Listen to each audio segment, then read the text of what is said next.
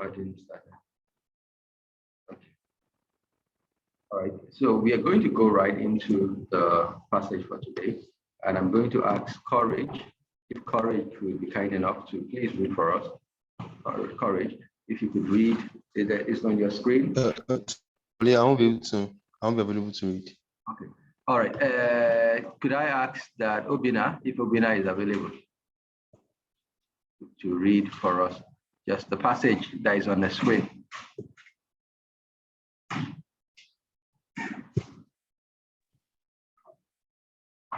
I am. Okay. All right. So just read it from the screen. Well, it's 1 Timothy 5 for everybody who is physically present. 1 Timothy 5. 1 Timothy 5. We are reading verse 1 to 8.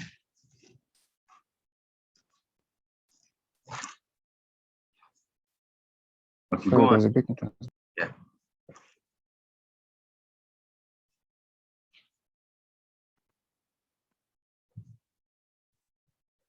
Obina, you can go on whenever you're ready. Yeah, I'm about to go now. From verse 5, chapter 1, verse 1, right? Just read the screen. Can you see my screen? Just read the one on my screen. Yeah. Okay. Do not rebuke an older man, but encourage him as you would a father. Younger men as brothers, older women stars in all purity. Honor widows who are truly widows. But if a widow has children or grandchildren, let them first learn to show godliness to their own household and to make some return to their parents, for this is pleasing in the sight of God. She who is truly a widow, left all alone, has set her hope on God and continues in supplications and prayers night and day. But she who is self-indulgent is dead even while she lives. Command these things as well, so that they may be without reproach. But if anyone does not provide for his relatives, and especially for members of his household, he has denied the faith and is worse than an unbeliever. Thank you. All right, so this is what we plan to look at today. To give some background, because last week we gave the background of why Paul is writing a letter and all the problems that was in the church in Ephesus, problems that were difficult enough that Paul had to, in a sense, replant the church and had to send Timothy to, dig up, like Jesus in the parable said, let's dig it up one more time, manure, make sure everything is good. And so it's been going through different issues. Now it comes to the issues, as we'll look at in chapter 5, the issue of the financial matters of the church. So the church is first and foremost a place for the worship of God. But the church has never only been a place for the worship of God. The church has also been a place where the needs of one another are met, physical, financial, emotional, whatever. So whenever people come to church, there always be people in need. And the church must always have, so it's the same way, maybe, I don't know where you had the experience that maybe you started out giving someone money to help him, and then the person took it as an obligation. Say, that thing, not know what thing. They just come to meet you and say, Ross, I never heard exactly. You're like, we never had an agreement, we're just doing it. Now you've made it into an obligation. Now, what has happened? You did not set the rules, and then it's become a custom. And so, even in the church in Ephesus, it's clear that the finances of the church were under pressure. It doesn't say that, but as we go through, you'll see that comes out clearly. And so what Paul wants to do is to look at different groups of people that need to be on the road for financial payment by the church. So this doesn't necessarily mean that these are the only people the church will help, but these are the people that every month expects to receive money from the church. So that's what he wants to make clear. What is the process for thinking through these things? What is the criteria for qualification onto this enrollment? So we'll start today's own, and obviously next week we'll keep going into it. But first and foremost, Paul wants to, because he's diverting into a new topic, he wants to just give Timothy a general idea on how relationships in the church should work. And I want you to look at verse 1 and 2. Because in verse 1 and 2, you'll notice it uses 4 terms. Father in verse 1, and fathers and brothers in verse 1, and mothers and sisters in verse 2. So what are those terms? Family terms. So the point is making is the church is the family. And he had said the same thing earlier in First Timothy. Could someone just jump to First Timothy 3 verse 15? He said the same thing, First Timothy 3:15. Yeah, you could read it if you get there. Okay, First Timothy 2 verse 15. 3. Okay, 3 verse 15. And it said, but if I tarry long, that thou mayest know how that others to behave themselves in the house of God, which is the church of the living God, the pillar and the ground of truth. So he says he's writing this letter, and like Austin said, that verse is a summary of the whole of First Timothy. This is why he's writing First Timothy, so people know how they ought to behave in the household of God. So it's a house of God, it's the family of God, and how should people behave. So a couple of things. So what it just does there, by splitting the church into these 4 groups, sort of divides the entire church. So even though, for example, where he says younger men, doesn't necessarily mean men who are only men who are younger than Timothy. So he's talking about people that are Timothy's age mate and younger, or maybe slightly over, just the middle-aged young people, and then obviously the older people. So there's a difference in how you treat them. So the first thing it says, do not rebuke an older man. The word rebuke, we all know what rebuke is, but the sense there is speaking harshly to someone. It says it is never appropriate, because remember, Timothy is a young man. And even though in the church, this young man has authority over older men, it is never appropriate to remove those societal guardrails. And I'm saying this slowly because we see it happening in our day that sometimes people feel like you're going to have all the obligations of society. Obviously, the obligations of society sometimes have to be rebuked where they're against the word of God. So that's not what I'm talking about here. What I'm talking about here is the fact that you are over someone in the church who is in the church office or in the church position, and it does not supersede the obligations, societal obligations. So, for example, we were talking about Mr. Ladipo. If I see him, and even if I'm a pastor, which I'm not, I should still, I shouldn't feel like I'm a Jew. This man, it should be the one doing that. You see what I mean? It doesn't supersede. And so he says, do not rebuke him. So even where the old man does something, because that's always because you have authority over him. So it means there will be some time when he does something wrong. Abi?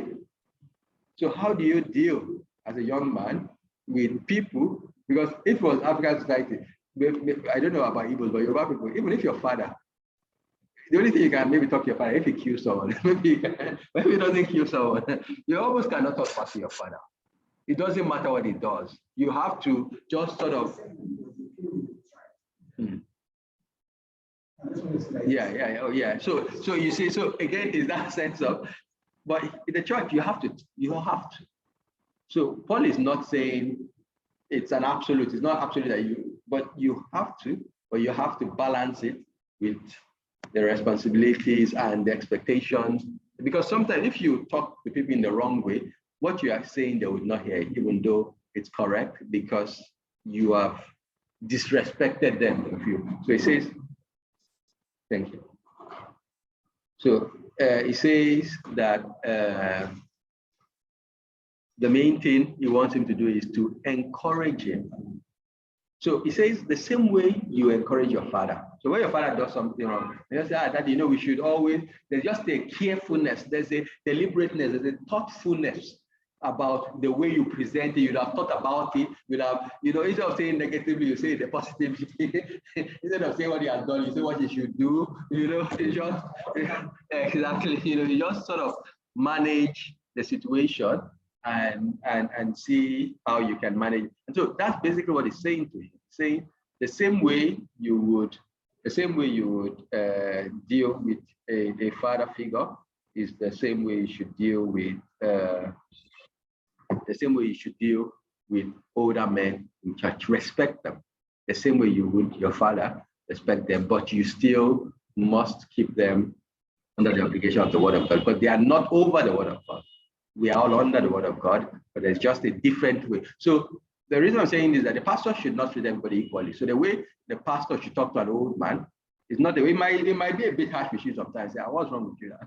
Because, but the point that he shouldn't talk to an older man like that, because it's not right. And then he says, the younger men, treat them the way you treat your brothers. Just the same in that sense of you respect them, you care about the relationship, you don't want to break it, but you tell them the truth, but you want to tell them the truth. So again, the idea behind it is just we have obligations to each other in church,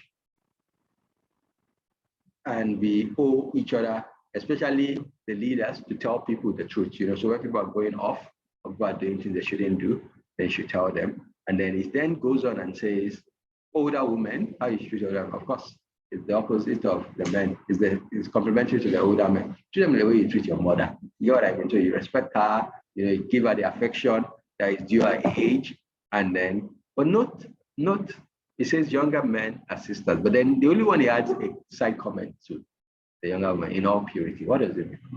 Why does he add that comment? In all purity. Yeah, because of some other things that could cause emotional attachment, ungodliness like fornication, lust, adultery, and whatever. So that's how we brought it in. Yeah, you're right. You see, one of the things that destroyed most ministries, obviously I've not done statistics, so I don't know, but at least if you list, it must be in the top 5, is young men, young women, pastors, young women. It's a major destroyer of ministries. So let's even look at, Paul is something that comes up. So let's look at, for example, could someone read Titus 2, verse 3 and 4. Titus Chapter 2, verse 3 and 4. The aged women likewise, that they treat the individual as becometh holiness, not false accusers, not given to much wine, teachers of good things, that they may teach the young women to be sober, to love their husbands, to love their children. Do you notice something in Titus? It's writing to the church in Crete. Titus is to teach every group of people except the young women. Paul says, teach the old women, let the old women help you teach the young women. Why? To avoid, because think about it, if a pastor is going to go and visit an older woman, would anybody ever say anything? He's going, nobody, no suspicion. If he goes and visits men, whether young or old, would anybody say, but if a pastor he has a problem, I need to help. Already, you just don't want to leave the room. You don't want to leave the room. You want to make sure you keep the guardrails. The Bible says, let's not even an hint, not even a thing, not even an hint. You don't want of sexual immorality, he said, be mentioned among us. So for anybody who is in a position of authority in the church as a man, you want to be very careful. You want to, you might even, I remember once, people do, you want to be as careful. I remember one pastor Saki wanted to go and see a woman that was ill, a lady. And he said he couldn't go. And I said, why couldn't he? Because his wife didn't have time that day. Because he wanted to go with his wife. Just because, if he had gone alone, there wouldn't have been anything bad. Because she's going to meet someone else. But just to avoid any issues because he's going to meet the woman is she's not married, so he doesn't want to see her, so he wanted to go as well. So it's just that sort of thinking that you want to try and avoid any sense of impropriety and just make sure that all purity, your reputation, yeah. So when you see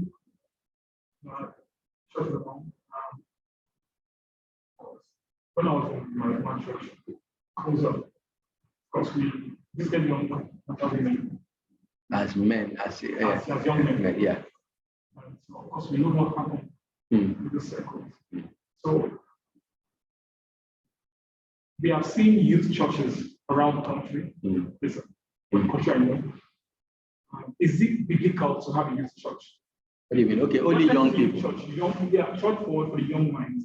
Is there anything in the Bible against it? So I think you can have ministries, you can have programs, you can have focus groups targeted to a demographic. So you may have programs for that. But I think it's best to have, because when you read the Bible, you see, you can already see this, Paul expects there will be old men in the church, there will be old women in the church, there will be young men in the church, there will be young women in the church. The church does have a great disservice when you target only a demographic, because Paul expects there will be rich people and there will be poor people, as you will see later in the chapter. Paul expects that the church will resemble the society. You get what I mean? Paul expects the church will resemble the society. So if I come to your church, I shouldn't only see a part of the society, because God has these people among all members of the society. So if you are doing the right thing, sometimes, look, they have factors beyond your control. There might be the fact, but you should be actively not trying to only cater to a demographic. I think we don't see anything like that in scripture, where someone is only, this is my demographic, young people, or even whether it's old people, or whether it's rich people, whether it's poor people. The demographic should be all of the people of God that would hear the word of God. You get what I mean? Yes. Church, and I understand it. It's usually a church program. It's not like it's a separate. There are some churches. Yeah. I know. They're just because of you. Yes. Church. I think, and it's not tied to any larger church. Oh, that's why it does their ministry. That's where God has called them to. Yes, everybody is churches. I know of Orthodox Church, Anglican Church, and because when the issue of Pentecostalism was widespread, they had a meeting and they said, our children are going to this church. Okay, let us set up youth church and just leave them to do whatever they want to do. You know, so if I gave them a pastor, there was older pastor, after a while they rejected them. Like in my church, we have the youths and the adults stay together, but the children, we have children church. That one is like, but they are not given a pastor. They just just because of age appropriate teaching. Yes. My own question,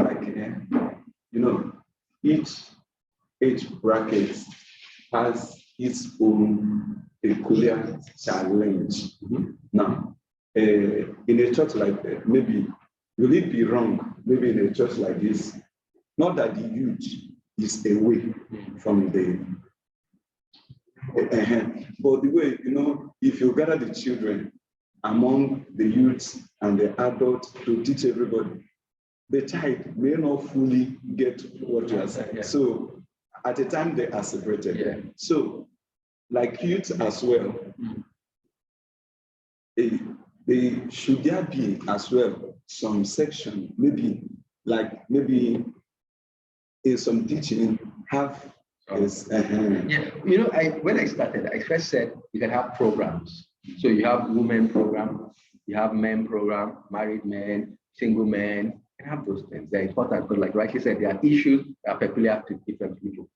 Now, is there anything that a pastor says or something that a youth, let's say 18 years old, cannot understand? I'm asking, is there anything the pastor will preach on a Sunday morning that you cannot understand? There's nothing. The reason why they want to use churches, it doesn't entertain them. They want it to be in a certain way. It's not about the content, it's about the delivery. It's about the whole feel of the church, it's about just the same. Look, I remember when I joined Facebook early when it first started. As soon as my parents joined, you just started feeling like they have come to your space. Just the way where you just feel freer when the adults are not there. Do you get what I mean? When the adults come in, you just feel cramped. That's why, when your father enters the living room, at least when I was growing up, you just go and play somewhere else because you can't feel that free. I think that's really what is at the heart of it, not any peculiar theological need for a Sunday morning service. We're talking about the Sunday service, not the other needs or the activities the church has for them. All right. Sorry, so you said what's encouraging Yes. as you move further, Yes. for the sisters, in all purity. How should we use a single brother encourage a single sister? Okay, so here is first and foremost to the pastor. Yeah, first of all, it's directed to the pastor. I think it's safest for activities of youth to be in group. Do you get what I mean? So it's good to have groups. Just stay around or even gather and do things together in groups. So in that sense, there's the purity is preserved. It's not like this one and that one are going somewhere. And in that place, there are many things you can encourage yourself. The Bible says, encourage one another. So there's that sense of, this person is going through this thing. You can say, oh, I've been through that thing before. This is my view. I think there's nothing specific that you have to. The same way you encourage all Christians, the same way a young man will encourage a young woman. Yeah. As a single brother, can I invite a single sister? Say, I'm down, come encourage me.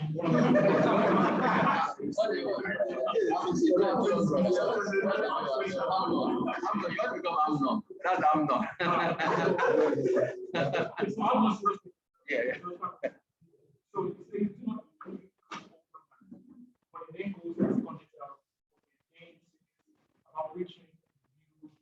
yeah, so in the future, you are rebuking everybody. You are not facing one person. You get what I mean? I say this where the church has done wrong, rebuke. You get what I mean? Rebuking maybe people are not coming early, so nobody feels offended because you are talking to the church. You are saying you people are not coming early, you are not doing evangelism, you are not, yeah. Like this issue of maybe that talking to them or maybe encouraging them with all purity. Now, I think maybe like those of us in the university church, now we happen to be a leader, and maybe a sister stopped coming to fellowship because she has had a lot of maybe carryovers. So how then do you approach it? So me, I have a view that wasn't even popular when I was in university. I'm sure it's less popular now. I still think churches should be careful that they don't overburden undergraduates so they can't do well. But I was involved with campus ministry too, and I know most people involved in campus ministry don't do well because the hours and the amount of dedication they require of you makes it very hard for you to be able to do well.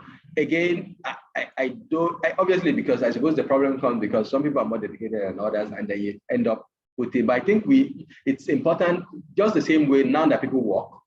You can't, my pastor can, and I always wonder, like in Abuja, you have this morning meetings. They have this meeting that they do from 8 to 10 a.m. and it's full, a prayer. And I'm always like, these people that are coming for this ministry, they are not self-employed, they are civil servants. So you're saying civil servants should not go to, so that means they will be getting their work 10, 30, 11 on the days you have the ministry, and they are going to pray to God. When you are God, you have collected money from someone that you'll be there at 8 o'clock. And you're doing it every week. So it's not once the order you're taking. You know what I mean? Every week, every week I'm not going to go to work until 11. Now it could be that you're able to do your work. Now I'm just saying, but we need to be careful to make sure we are not overburdening people. Now to answer your question, I suppose the way is to encourage her, and in the context of this is that when you are going, you are not going to go alone. You go with other people and just, so just avoid anything that anybody can insinuate anything. So if everybody says, that's how you say no, three of us are well. You know what I mean? This way, yeah.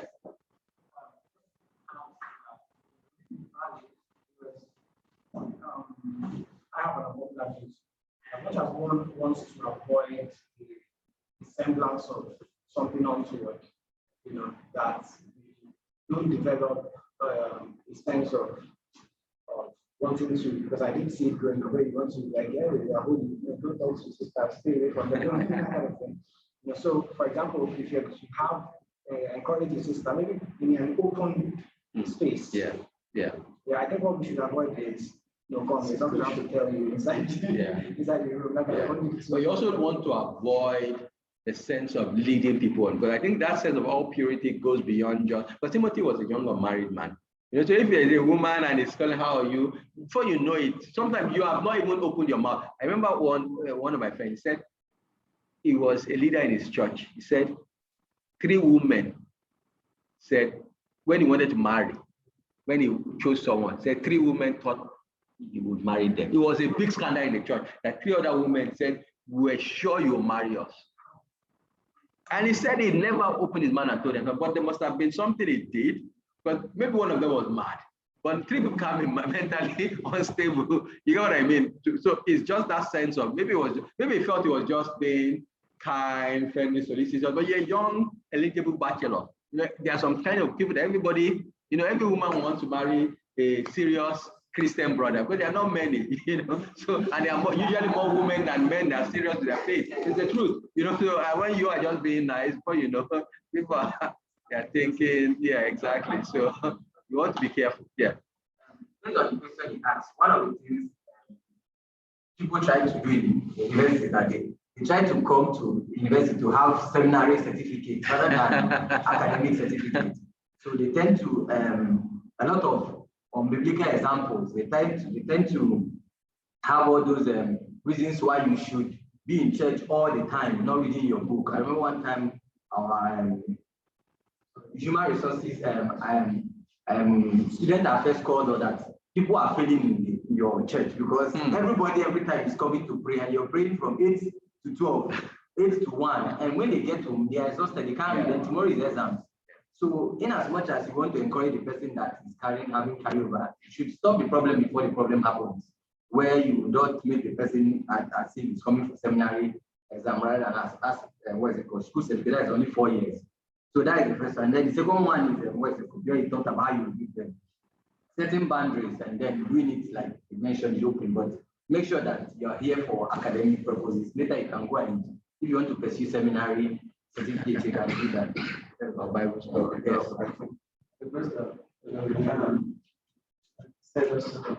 I think the major issue that has to do with we are not doing well as a result of being engaged with so much church activities or fellowship ministries and all that.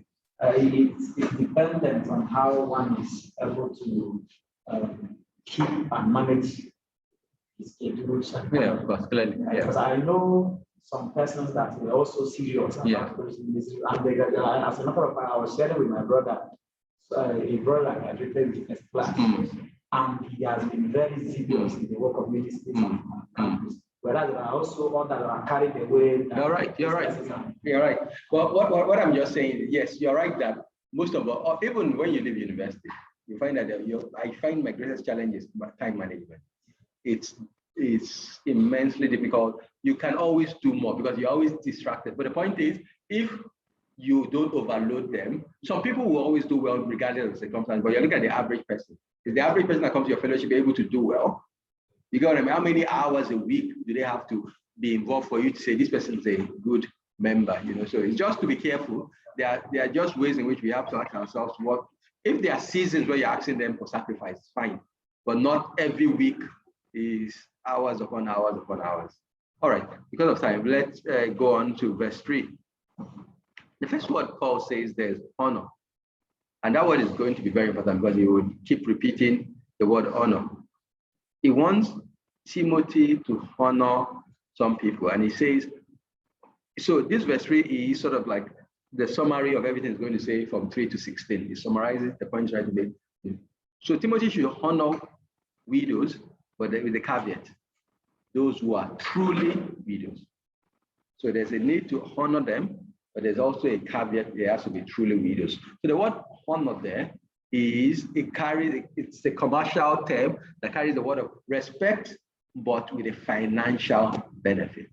So what he's saying is, for people, they are widows, some sort of widows, some class of widows should be given the benefits that comes from being widows, but he has to also have a way of proving them to be widows, not just anybody. So the idea, the background is, it seems that the church finances were stretched to breaking point because they were just helping everybody who said, please, I need help. You're just giving them. They had no criteria. And so Paul said, yes, you're right. That instinct, and that's the instinct that is always in the back of my mind. Let's help people. It's a good instinct. You should help people, but they have to be truly widows. And so really the rest of it is just explaining how do you know those who are truly widows. So that's what he wants to explain, how to distinguish between those who should be supported and those who should not be supported. So the first thing it says, but, verse 4, if, so clearly this kind of person in Paul's eye does not qualify. So it's putting a caveat of how you know those who are truly widows. If a widow has children or grandchildren, that means if there are people in that church who are in the same church with this woman who have, and there are children, but note, it didn't only say children, grandchildren. It says whether children or grandchildren. Is asking those children to do what? Let them first learn. First learn to show godliness. So what is godliness? The word that is used. What is godliness? Literally godlike. In a sense, yes. What else? It's good. Pity, godliness. That's not about Piety. Okay, piety. Yeah, piety. Yeah, so godliness and piety is the same. So what is piety?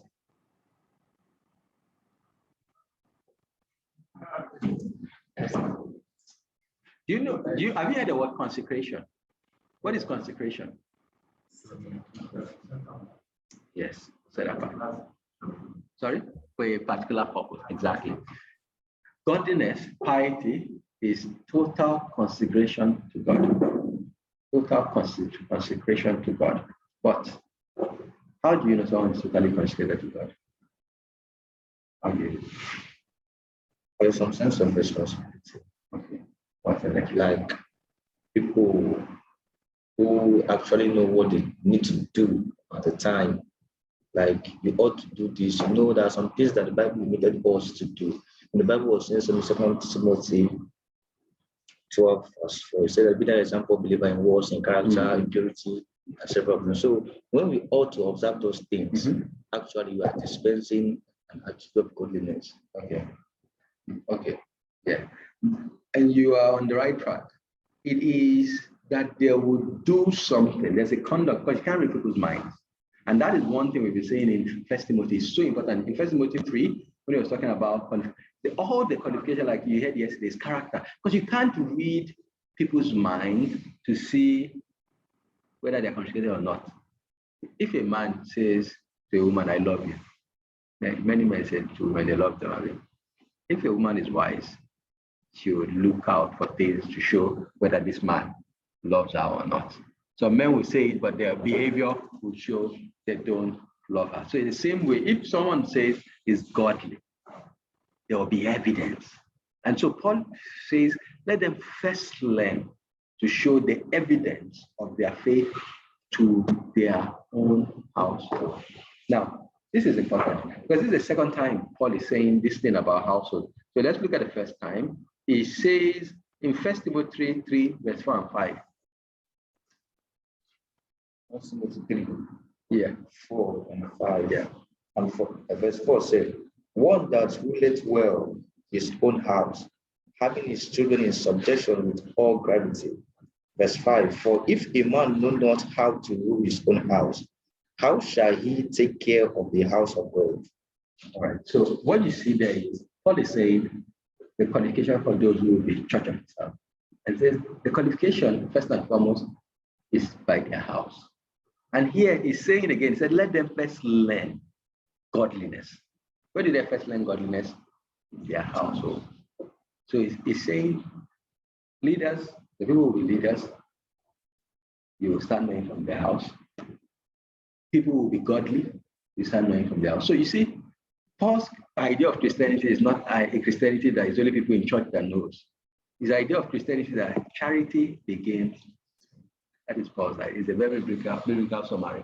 Charity. If the people that live with you don't know you're a Christian, no, they might know you quote Bible and carry, but they don't see any evidence of your Christianity in Paul's eyes, you are not qualified to, you are not godly, you are not qualified to be a leader, because your charity must begin at home. You must first learn to show godliness. And notice the second reason he gives, which is tied to that. Let them make some return. What is the word return? No, when you say return, basically someone gives you return now. When you give someone a car, Uber, he has to make return of 15,000 per week. What? Yes, now return is, so it's talking almost, it's saying that you owe your parents a financial obligation. If you don't get anything from today, I want you to get that. You have a financial duty to your parents. In God's eye, it's not in dispute in God's eye that you owe your parents a sense of financial obligation. Now, what that amount to be, how you do it, depends on the circumstances, their need, your own ability, your own resources. But that obligation must be very, very clear in your mind that you owe your parents. You are under a God-given obligation to your parents to support them. It should be something clear in our minds, because it was very clear in Paul's mind. So, I have a question. Sorry. Please go ahead. What if the support is in other forms? Does it have to be financial? Because some parents will actually not want to collect. They might say, do this for me, do that for me every month, bring food or cook for me. Is that also equivalent to financial obligation to your parents? Yes. That are okay, that don't need your help. Exactly. And I was going to go, that's a very good point here, Evelyn, because like you rightly pointed out, some parents don't need it. I remember my first car, my father, I gave me money. So I paid him back, but was the one that gave me money. I gave me money for the car. So it wasn't like it doesn't need my team. Today, my father doesn't need my money. My wife and I, we do give them money. They take it, but it's not like if we don't give them one cover, they don't need it. They are well-to-do, they are comfortable, they don't need the money. But the point is, like even I was saying now, it doesn't remove my obligation to, like you're saying, cool, give them something. Even if they have money, they can eat your own now. If you buy rice, they'll eat it now. You know what I mean? So the point is that you can't just, they have money now. They should even be the one giving me. Yeah.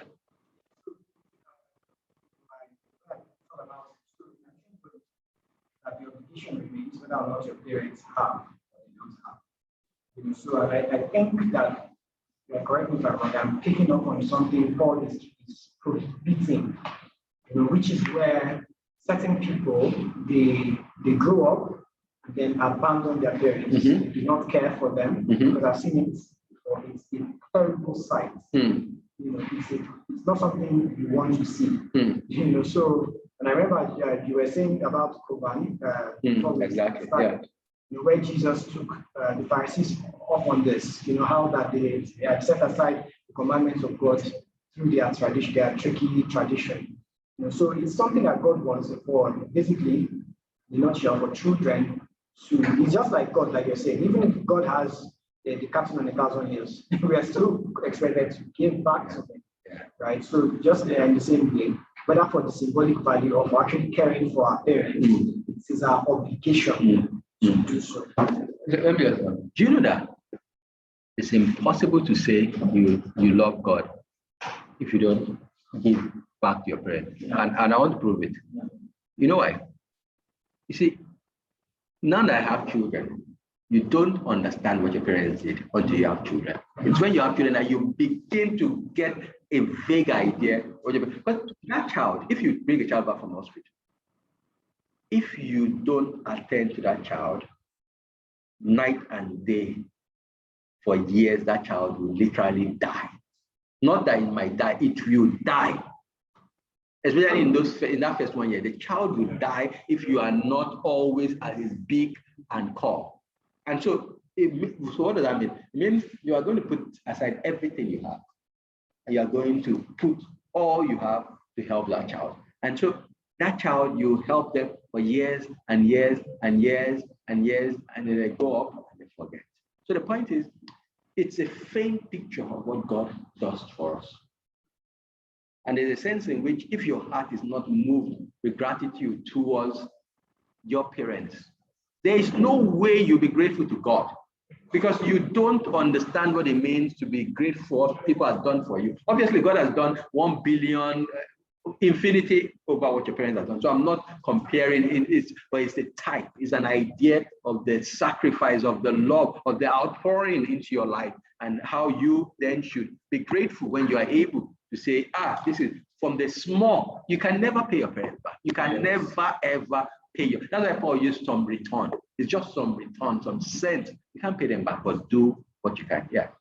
Which means we are saying here, like some people normally do, maybe see your parents have need and the church have needs.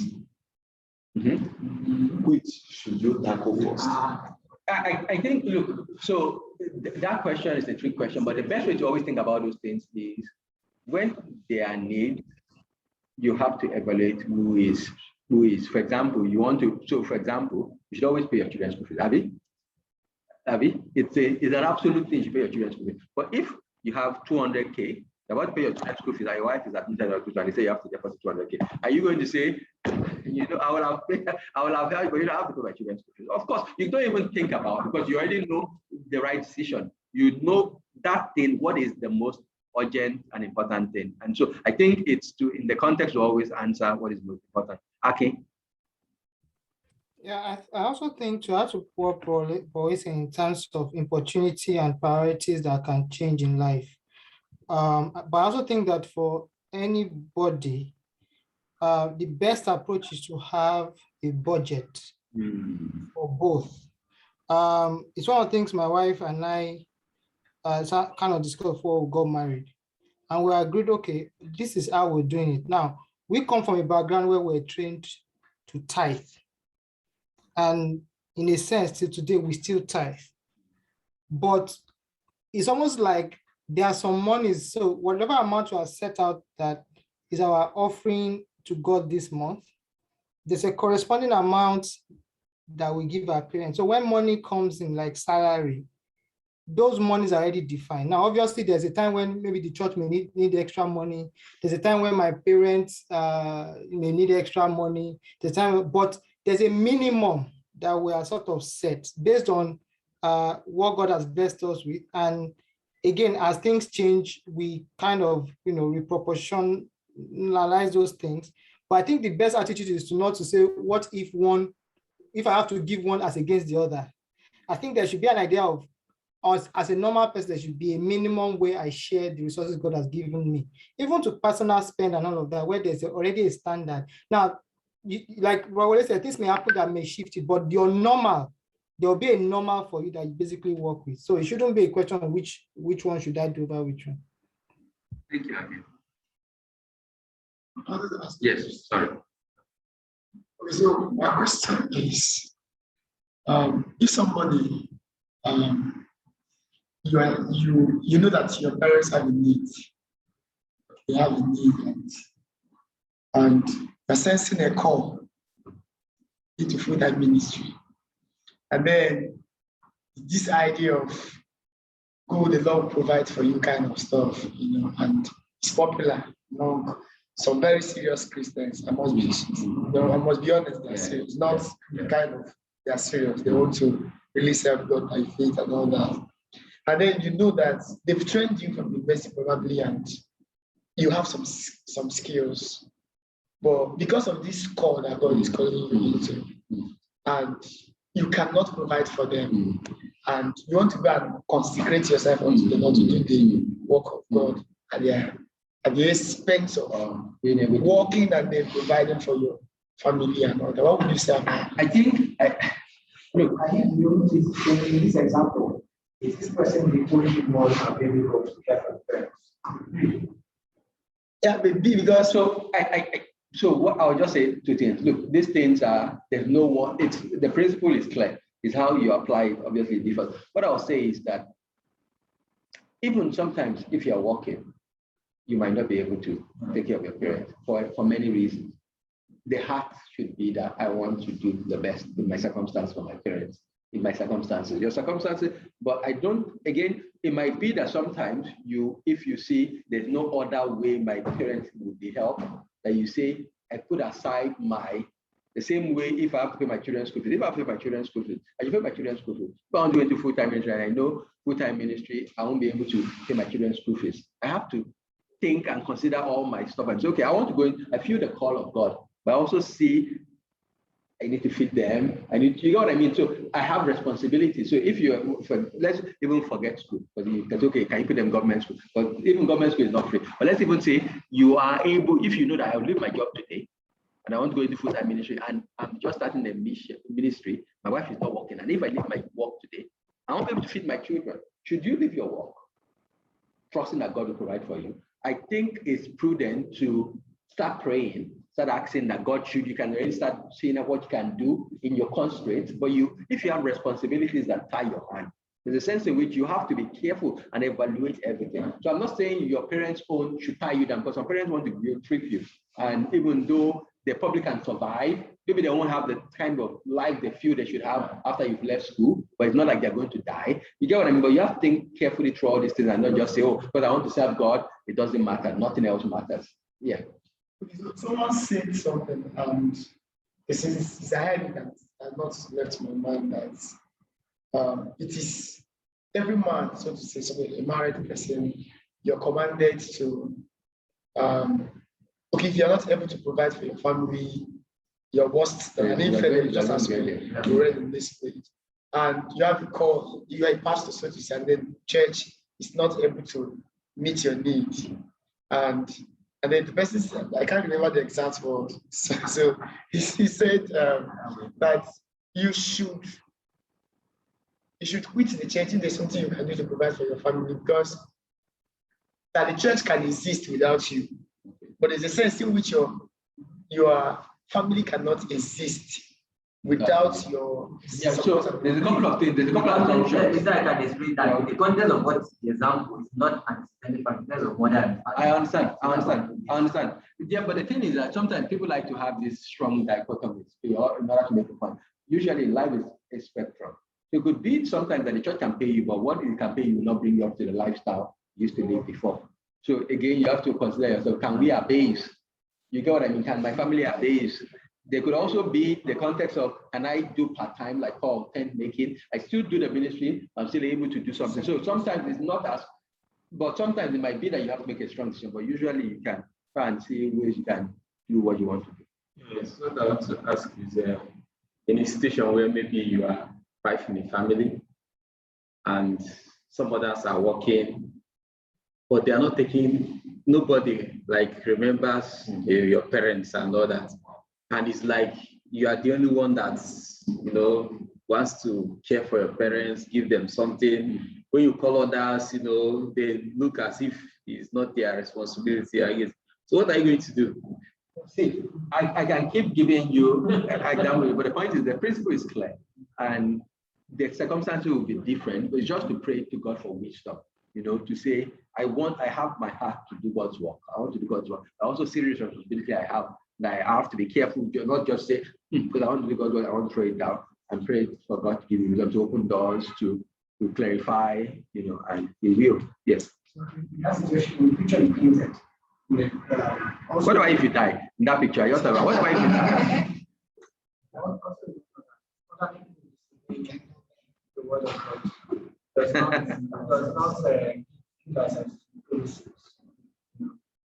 be a test of the faith or whatever institution might be. But as much as we are able, we should endeavor to obey the word of God. Do the best you can. So this principle is not meaning that you must go and put your parents in banana island. Right? It means God should be able to look at you and say, out of what this person has, see, he's always going to be a sacrifice. It's like a trillionaire. He sacrificed to support the parents one way or another. Sometimes it's not even about money. It's about being there, visiting them. Yeah. Yes, I know some parents are like, it's not even money, just call me. So we care for parents, it's not just about money. That's care, that concern. So if all the 10 other brothers are not doing it, you will. All right. So, and then Paul gives, so the first reason he says is that, so remember again, he's trying to limit the people, the reason, so he's trying to give reasons why children should support their parents. So the first thing he says that is a way of proving their godliness. It's and the godliness is proved in a concrete way by making some returns. Second reason is this in 4b, it is pleasing in the sight of God. A believer wants to do things that what pleases God.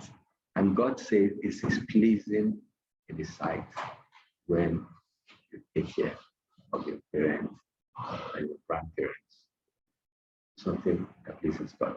And this is the second time he also used it when he talked in chapter 2, when he was talking about praying for leaders, that it is pleasing to God that believers pray for leaders. So here again, it's reminding people it is pleasing to God. So it's not only a societal obligation, it's a biblical obligation. Now, of course, comes from the fifth commandment. What is the fifth commandment? Honor your father and your mother. So it's part of you honoring your father and mother that you give them what you can. Again, like he pointed out, it's not about how much. Look, God knows your heart. God knows what you have.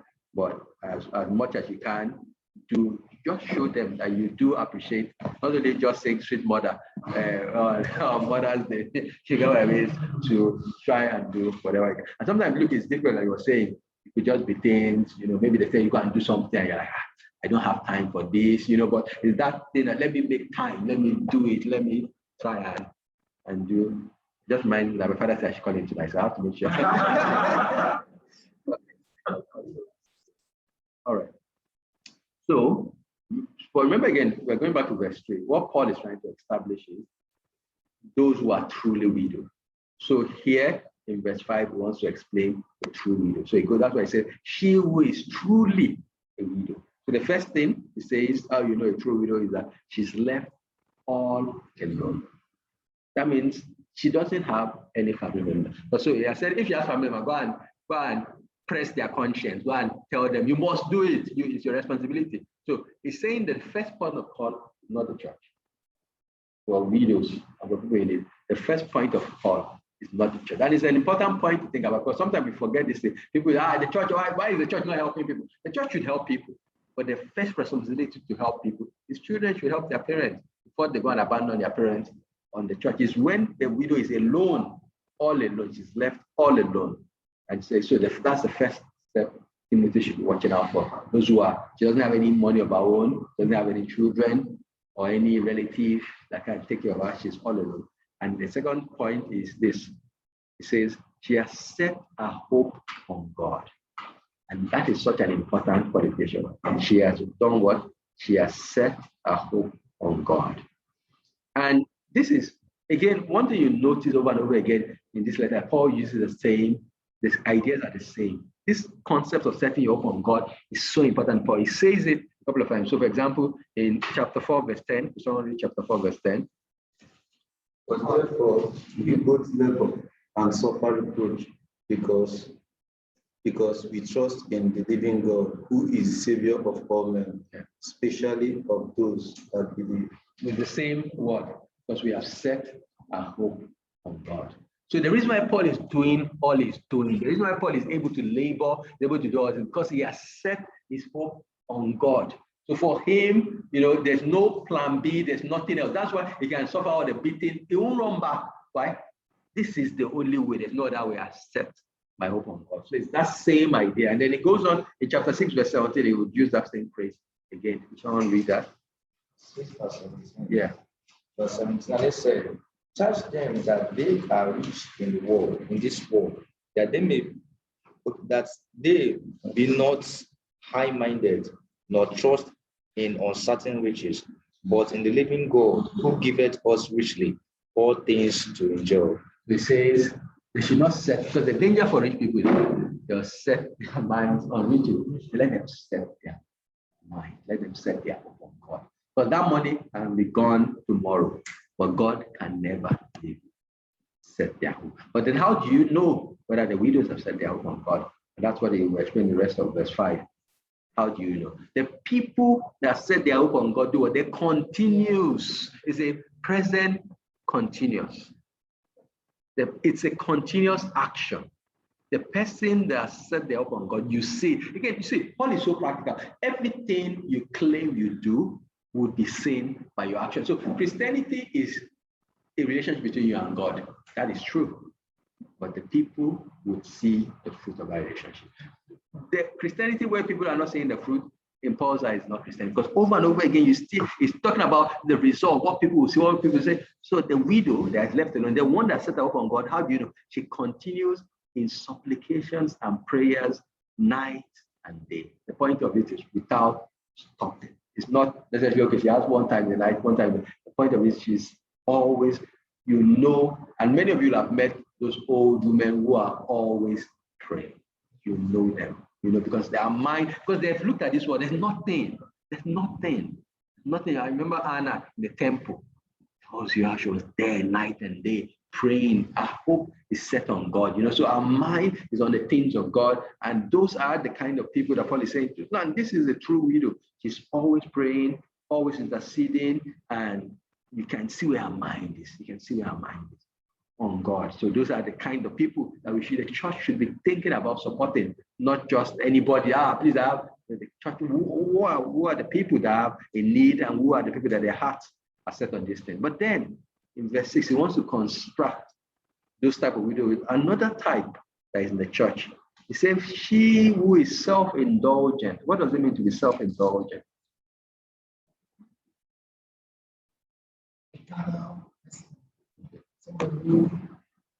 What does it mean to indulge first? To give excessive attention to like pleasures, something even in pleasures. Indulgence is being indulgent is simply you don't say no to yourself. Yes, you don't say no. You don't say no. When you indulge a child, they say you're indulging that child. You don't say no to that child. So when someone is self-indulgent, they don't say no to themselves. I should go to and eat that stuff today. You know, you should do something. You know, people need money. Then, come on, this life is short. I need to go. You know what I mean? You don't say no to yourself. You take care of yourself. You know, I don't. Yeah. No, you live for pleasure. Basically, you live for your own pleasure. And whenever you have the means of fulfilling your pleasure, you do it. You don't think twice. It says. And it's a common thing. So, for example, if someone read James 5:5, James 5:5. James 5:5. Yeah. We have lived in pleasure and light, and from one tongue, we have nourished your hearts as in a day of slaughter. So here it's talking about rich people. Says you have lived in pleasure. You have not denied yourself anything, any good thing. You don't believe in denying yourself. It's not saying you should not do good things, but it's saying, you know, the people that you know them, the people that they don't, even if for example, you know, maybe they go for yearly vacation, even if the church is about to fall down, the church has not paid their rent. You can be say, you know, it's not like I have to go. This is already on my calendar. I have to go. You know, you can't move. Whether you are raising any money, you can't move because my self-comfort. Now, what is the problem? You can't stop people doing what they want. But Paul is saying you can't be using the church money to make people think that way. These people, maybe they should be working, but because you are giving them money, you are allowing them to indulge themselves on people's sacrifice, and now you won't be able to help those who have needs because you have just anybody that asks you are just giving them because you are Christians. You know, people say, you people are not loving when you don't give them something. I mean, if you try to set up, you know, because in this church, I'm the one that approves welfare. Once you try to set up any standards of evaluating people's needs, once people are rejected, say, yeah, this is not a loving church. Once you don't give them, it's a loving church. But you see, this is Paul. Paul is not a believer in just, there's a test. There's a test for giving people. It's not your money, it's God's money. You can't just be giving people anyhow. You can't be giving people money so they won't walk. When you see someone that can walk, and the person, you have to say to the Thessalonians, say, tell them to go and walk. Tell them to walk. Don't give them. If I just say that, just bring to mind some use, there is a bag of money. Of course, there are everybody. So I'm not poised to give them because I feel you should be. Yeah. So I feel like talking to them, but not just to make it money. I just say, just ignore. So I'm just saying maybe we should take that step. Yeah, I mean, you have to, yeah. Yeah. What about, at times you come to a place, you are maybe a young person who is working, maybe he's a gateman somewhere. You can imagine how much they're paid. Yeah, maybe the money is not enough to take more. Yeah, so and sometimes they resort to begging. Maybe you see you walk into that complex after opening the door for you. Maybe as you're about to go, they will say, "Oh God, anything for." So at times, is there? So remember again, this is the context. This is first of all the context of how the church determines how it gives money to its members. Leave it at that. That's right. Now the general issue of how you should give, I think the Bible is clear from the Bible. We should be generous people. But I also think there's a need for discernment in our generosity. So look, I won't make any general rules, but I typically don't give beggars money. Because many times it's hard for me to discern who is a true beggar and who is not. Now, I'm not saying is anything wrong with giving beggars money. I'm just saying my own view. I've always just felt it's just hard for me to know, is this because there are cabals. There are people that bring in these guys. There's a support system around those things. So again, I have a budget in my mind every month I want to give out in charity. And most months I don't need to, I will have finished even before I get to the beggars. You get my point? So the point is, I'm not saying don't give beggars money. I don't want to take away. But my point is, I try to discern in my giving as much as God allows you. Obviously, sometimes you think you are discerning and the person will waste the money, but you want to try and discern your giving. Yeah. So this is the personal. Yes, please go on.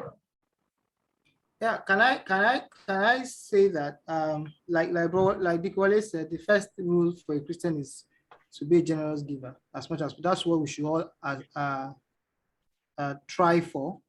But I also think that with respect to the issue that maybe Uche raised in particular and beggars in general, most of the time is that the truth is many times giving money is not, for me, the standard for giving in itself. Many times we don't even have the time to sit them down, to engage them. If somebody comes to beg for money where I am, or I think what I would suggest is if we have the opportunity to sit them down and talk to them, where that's possible, it can help our discernment, number one. Number two, it can also help us to sort of like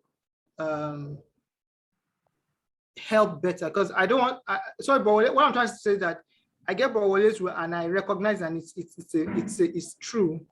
But I think we should also be willing to go beyond just giving money, because giving money can be the easy way out.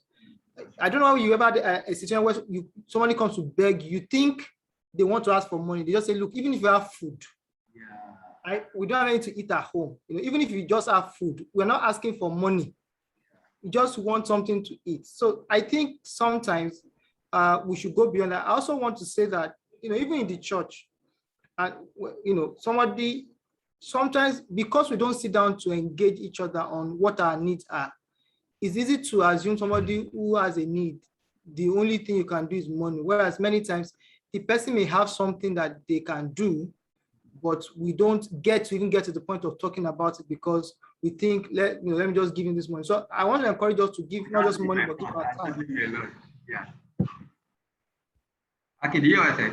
That's usually the thinking. So it's easiest. You're right. Yes. Yes. Just want to apply it to something. I have a brother. He's he's a cultist and lives righteously. And what he does is that he keeps asking for money whenever money finishes and all that. So maybe sell properties and all that. So currently, with something that happened, he was asked out of our town, so he doesn't travel home again. So that's salvation to my mom. So but what he does is that he keeps calling my mom disturbing. If you don't give me this, now I'm gonna do something crazy and all that. And so my mom can't do something. Or he will call us, and then my own is that I used to be very hard on him. So we start on this pastor, this, you know, you want to, he can manipulate. So the question is, okay, my mom now, she will always call us. So if you have something, give it tonight, we start this. Is it not indulgent to actually, you know, is it not subscribing to that kind of indulgence to actually be giving? Yes. There's something I just gave, and then he's paying me because it's not that it's a big money. Yeah, but you wasted our money. You just wasted the money. So what would you say about it? But I think you're right that there are someone that is living their life should be made to bear the consequences of that. But in the case where your mother begs you, so there you are caught between two, you want to respect your mother. So what I would say is you tell your mother, you know you are not helping this person, but because I respect you, I'll give him. But you know, you get what I mean? So you are trying to let her see that this person should be left to face it. Because how long would you, you get what I mean? How long do you want to keep helping, enabling? Because you're enabling the person to live that way. You know, so these things are not straightforward. You know, you just keep praying for God's wisdom. But the point is, as much as possible, you don't want to enable sin, because that's what's happening here. You are enabling, Paul is saying that church is ending up enabling people to just, now they don't have to work because they know they'll just go, I'm a widow, try to give me, and just say, where's the next one there? Where's the party? Where's the 5G here? You know, they just go and enjoy themselves because they're getting money. Yeah.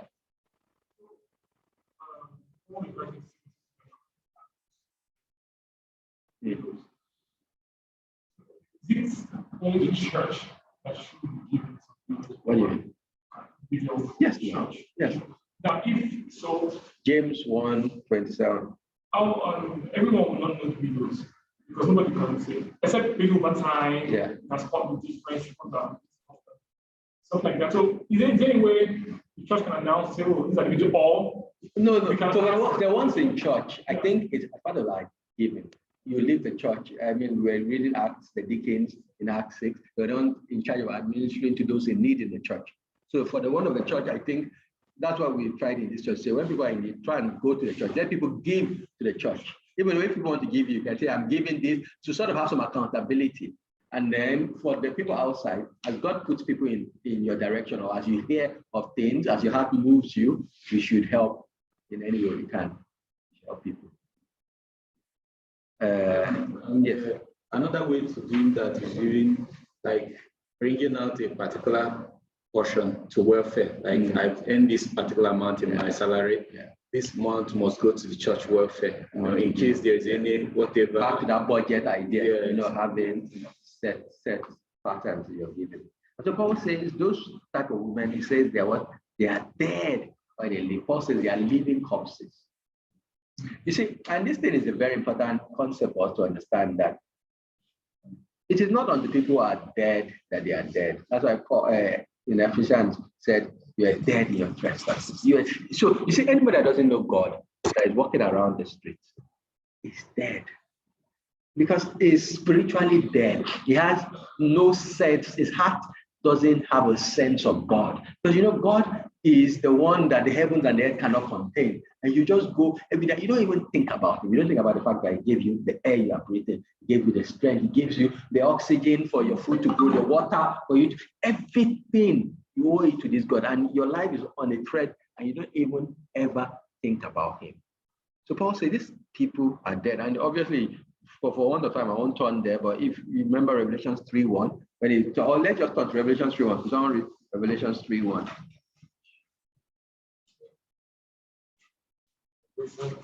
Verse 1.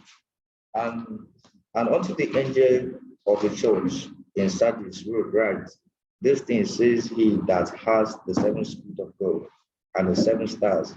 I know thy works, that thou hast a name, that thou livest and art dead.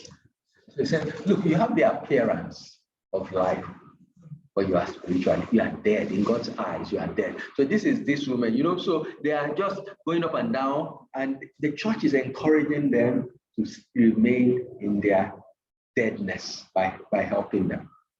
You know, so Paul is not sentimental in that sense. It's not sentimental. It feels like where people are not, there's no sense of godliness in their life. The church should not be enabling them to just live careless lives by supporting them. All right. Then in verse 7, it says something. It says, command. You know why? It is not Paul's opinion. It is not Paul's ideas about to run the church. It is God's view. And so Timothy cannot be sentimental. Cannot be, you know how people are begging, this woman doesn't, let her be able to eat. Command these things. It's something, it's an everlasting dogma for the church. The dogma of the church is the church must help those who are in need, but must only help those who are truly in need. So the work of the church determines the truly. So the obligation to help is there, but the obligation not to encourage laziness, not to encourage people to just, be thinking, oh, I'll get to the church, they'll give me money. The church people always give money, give food, they don't ask you any question. You just go to church, they just help you. It's not a biblical idea. The biblical idea is the church helps those who are truly in need, and Timothy's role is to command these things and make sure that that it's just not giving those who should not be getting. Yes. So, Bro, I have a couple of questions. So I just go on. Number one is, are these commands specifically for widows, like Paul said, for widows who have children, who don't have children or grandchildren. Now, in the case where maybe a widow is young, but maybe still alone, would this still, based on whatever the church determines as being alone, would these still rules apply? That's question. Number two, do this apply to a man, a widower, or they are strictly for women too? And yes, and then number three is, I think that's basically covered the two scenarios I just want to ask. So those are good questions. And the number one, we'll deal more with it next week, because next week it goes more into detail. Now, these are principles. The principles are clear. What he's saying is, Paul should, Timothy, honor widows, but determine those who are widows. The first priority is family members should be encouraged to take care of their family. That's a universal principle. Then the way is have an income, sort of like what you call an income test. See whether this person doesn't have any other means. I think the reason why, to preempt what we are looking at next week, the reason why what we're going to look at, the reason why it doesn't, it talks about the older woman is age and work, ability to work. It's not so much,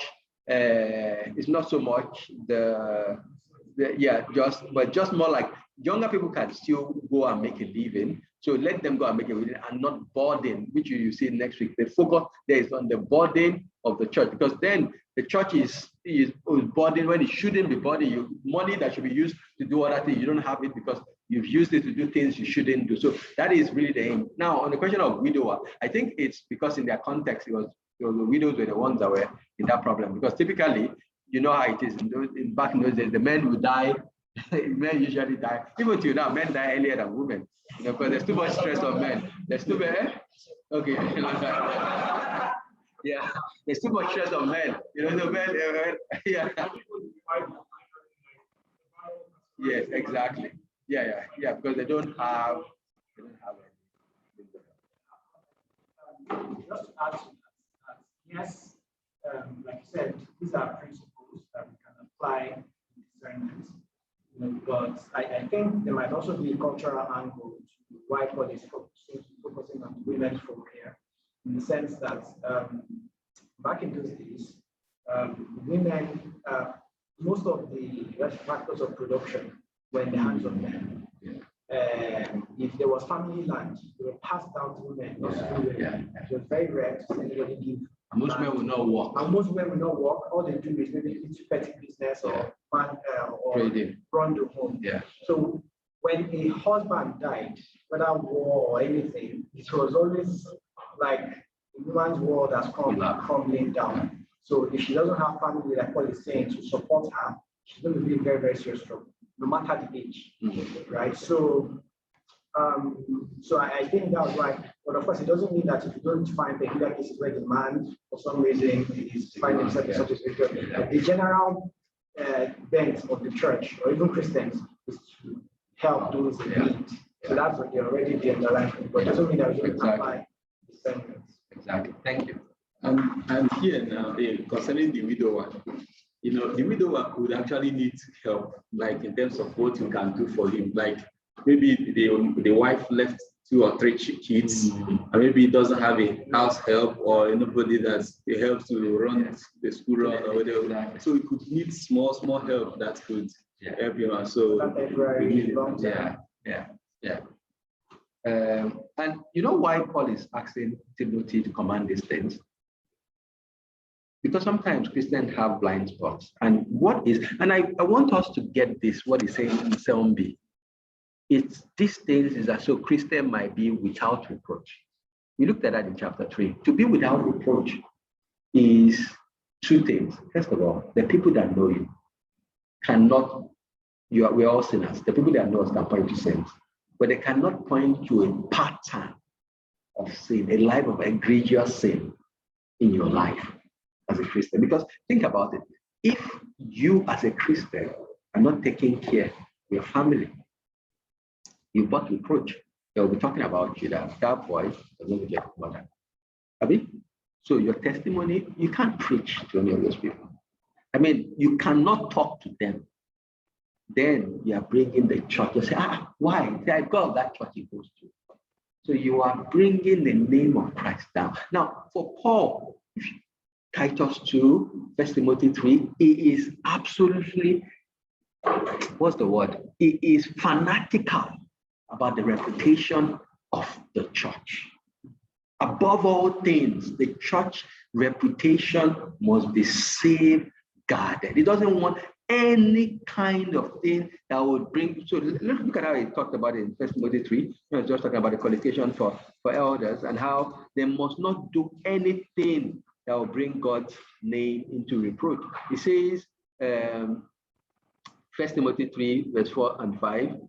No, well, I'm looking for the part where he said in 1 Timothy 3, when he says, just in the qualification of, I think it was 1 Timothy 3:3, when he just says, elders must be above reproach. That was like the summary line of, and because that's basically what it means, that we must live our Christian lives in a way that we are not bringing any stain. So it's not only about us.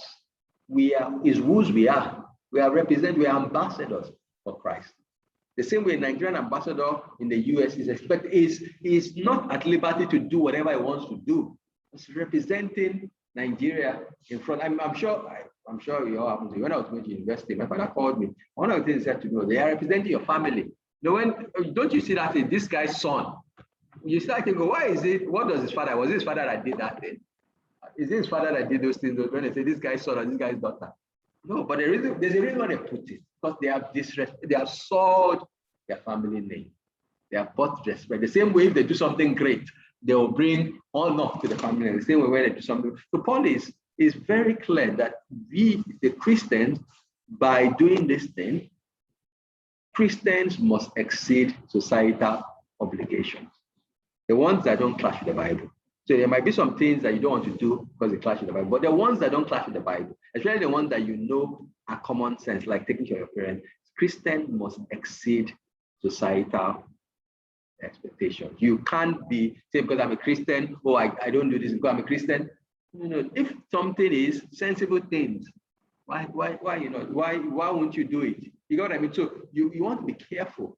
We want to be careful that we are not doing anything that is bringing the name of God. Now, if you have a biblical reason why you don't want to do it, maybe you feel, this thing is not biblical, then you can try and explain to them, and that way you compensate in other things. So you won't say, because you try and compensate so they know that, okay, it's that he has a problem with this area. You get what I mean? So they know, don't call him for that thing because he doesn't agree. But the ones he agrees with, he would always, do his duty. And so that's what Paul is saying. He wants the Ephesian church to be above average. And then he makes a general rule in verse 8. If anyone, the general rule, if anyone does not provide for his relatives, first of all, makes it broad and then brings it close, especially. So obviously, you know that your obligation to your children comes before your obligation to your brother. Those ones are clear, especially for members of his household. he has denied the faith. So when he says he has denied the faith, what does it mean? Is it that you open your mouth and say, I'm not a Christian? So what does it mean? What it means that he has fallen short of the demand of Christianity. You have fallen short of what you profess in your words and what you actually try to make people see you as. You have fallen short of it because Christianity is not in words only, but also is in actions. Yeah, exactly. Contextually, it can be that some people are not pushing the responsibility of the family to church, knowing that the church should be benevolent in this. Let the church. That's what I'm saying. Tell these people, they are children and grandchildren, let them. So I don't know, I've seen something here. So apparently, it is a major doctrine or position of the church that people be able to stand up on their own 2 feet as long as God gives them the grace, the ability to be able to do so, and fend for their families, their relatives, and especially their immediate household, like all makes clear. So it's a major thing that the church ought to emphasize. So I remember the Puritans was telling me about the Puritans and their doctrine about vocation or something like some theological words was using. So basically that they made much of the fact that Christians, part of how you show your Christianity is by working hard. And it is that Protestant work ethic that has built Europe and America that everybody wants to go to. So, and the way Nigeria is, where we always praying and praying, for what God has put within our reach, to bend down, use our heads, use our hands, and work, and develop our country. So I just want to explain that it's actually, if you don't do that, what is likely to do tonight in faith? Like you have to use your head, do everything, work. I'm trust God to bless your work, but you must be able to relieve the church of the burden. Imagine if I wasn't, if I start, I don't know, God forbid, I refuse to work, and then the care for my family now falls to the church. Putting pressure. Putting pressure on the church. In addition to everything that the church is scrambling to do. So it doesn't mean that the person has apostatized. So what it means is that your behavior actually it means nothing to the world because it's of no use to the world, it's of no use to the family, it's of no use to the church. So it's more or less a useless Christian of Christianity. It's a verbal Christianity. Sorry. Okay. And then I also want to look at if it were Jesus, will he do that? When he said he's denied the faith, the life that Jesus lives, people also know because that was why they call us Christians. So they are now seeing this person, he's not really living according to this person's life.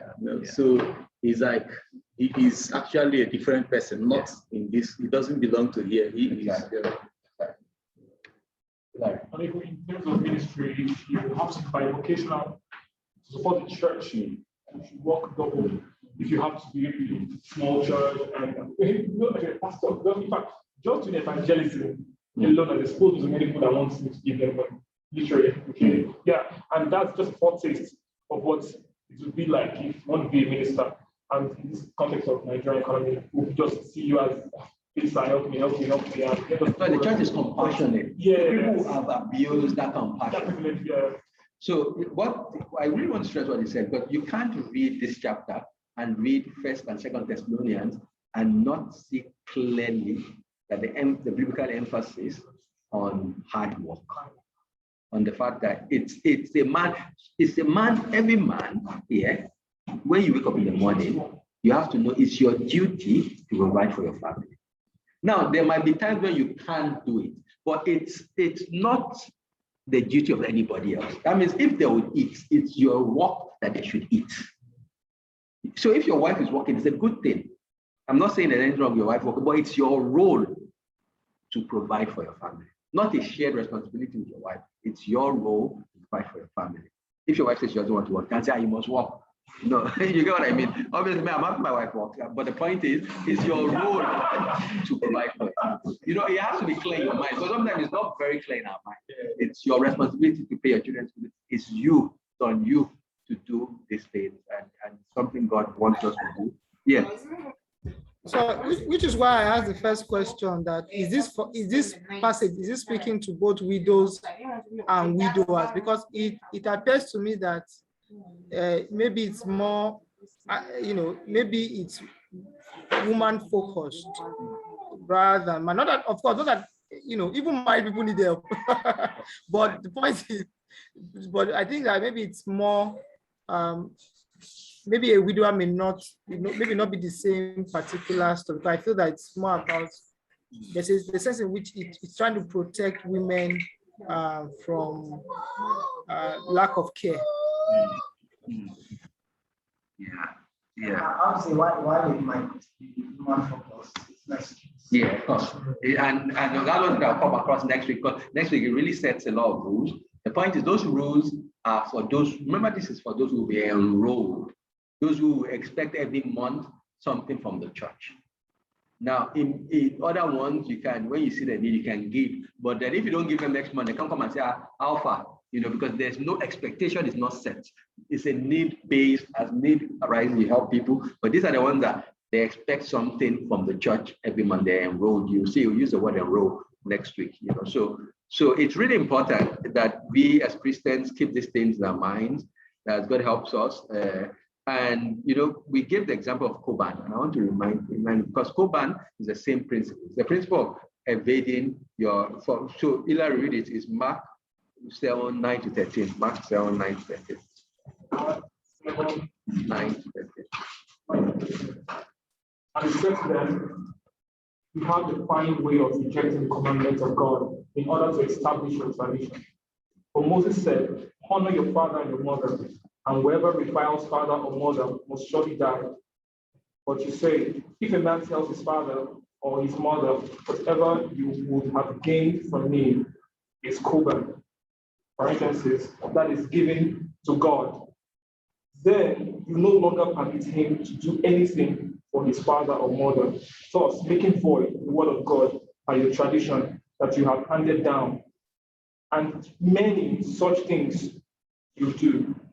So the point Jesus is making is that you cannot evade the responsibility of the word of God, and it's clear for the fifth commandment that you have a. So when you think,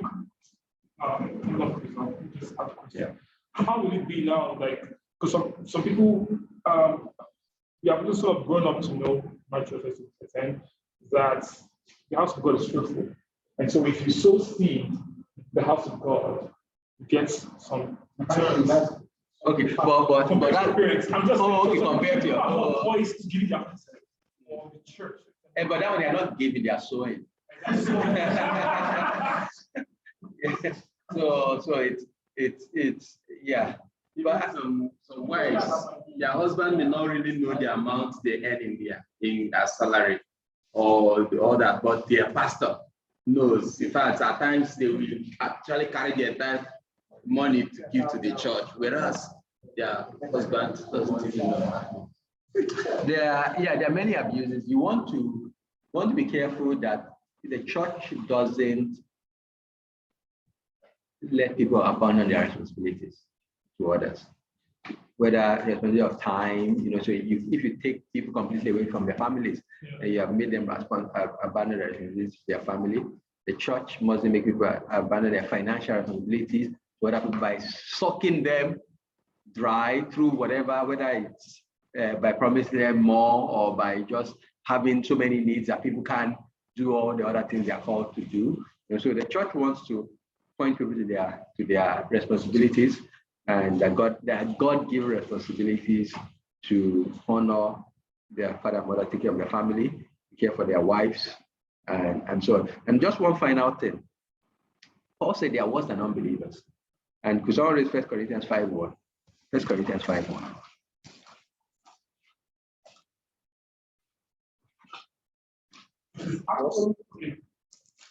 It's actually reported that there is sexual immorality among you. The kind that's not tolerated even among pagans. So what is Paul's argument there? He says there's a sexual sin. And even if you were to go outside, leave the church and go and tell people what is going on. Like a man is living with his father's wife. When they slap the man. So you are now coming to, so the point is that that's what he's saying. Yeah, even an unbeliever, that's what it means when they say you're working an unbeliever. Even an unbeliever knows he must take care of his family. So how have you gotten to the point where even standards that unbelievers hold, you are struggling with?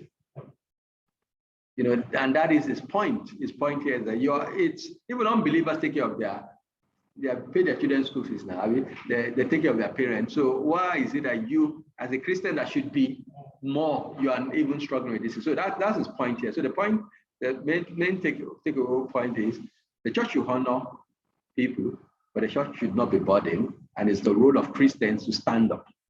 To stand up to the plate, to do the right thing. So the church doesn't have, and it applies in many ways, you know, as much as, obviously at times when we need the church. So I'm not, God forbid that someone says, you know, you should never, if you have a need, you don't come. But your heart should always be, God, you know, let me, so I can give, you know, it's more blessed to give than to receive, rather than be the kind of person that take, like, for example, you know, when it says in Ephesians 5, say, let the thief no longer steal, but rather let him walk so he can. But the word that's translated thief there is the word klepto. We actually get the word klepto, but the word klepto, the Greek word klepto. The idea is of someone who is take. Klepto means someone that can't stop themselves taking things. So the idea of someone that is a taker. So he said, rather than be a taker, be a giver. That's why I said, rather go and walk and be the kind of person that give. So it's the mindset, you see it all the time, the mindset of a taker. There are some people that you know them, or every time they are around you, they take, they don't give. You know, it doesn't matter whether, it's not a factor that they don't have, it's that they naturally do not give. They are takers. And so Paul wants us to be the kind of people that we are givers, you know, not takers, you are givers. Obviously, it's not like you're measuring, but the point is that your heart is always where you can, you give. So may God help us with these things. So any questions or comments before we sing? Yes. Personally, I've left on this 8 verses. It also shows that Paul is a very, very practical Christian. Use of practical things. Even though, of course, that's the power of God in life. We make it practical. We sometimes don't settle down to read these things. We can see power. But I think practical Christianity is very, very important. Okay, let's go. It's also saying that what Paul was doing here was actually bringing choice in the place of egoistic and whatever in their doctrine, that in their everything. So that church is not just a place where we emphasize holiness, he was teaching responsibility here, was letting people know what is supposed to be their portion, their responsibility. So it's also something we are supposed to also learn from, that we are not supposed to be one-sided. We need to be holistic in our knowledge about the whole counsel of God, so as to have the church actually prosper well.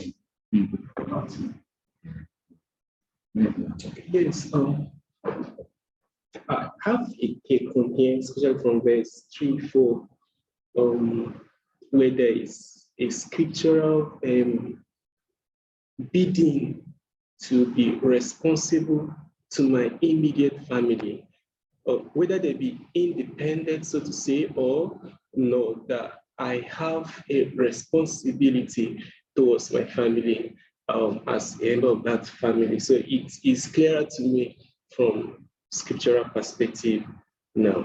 Okay, I have a question, sorry. In verse 1 and 2, where Timothy was admonished on how to it says, rebuke not an elder person, how to treat mother, father, and all of this. So verse 2 says, with all purity. Okay, now when we were discussing this place, I think we made more emphasis of that with all purity, more to younger people. Yeah. Now, does that mean that while treating others that were mentioned ab initio, okay, what should be the sense of the indices with which we treat them? The word with all purity, shouldn't it also apply to everybody? Apply to all? Well, so in the sense that if you understand, that's why I emphasize the word father, mother, sister, brother. It emphasizes the family of God. So there's a sense, there's a spirit already in the family. I think that the reason why it adds the purity is because dealing men and women. But there's a sense in which in the church, we also, your heart has to be pure. So in that sense, so there's an internal purity that should be for everybody, but there's also an extra one when you deal with men and women, just because of sin.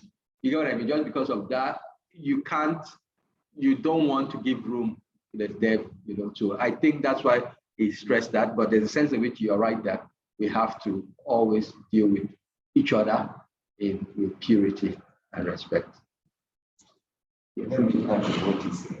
Like earlier this year, there was a quote that came up, like this issue of we are brothers and sisters and God has saved us. So if you communicate with a brother, why not communicate with a sister the way you do with brother?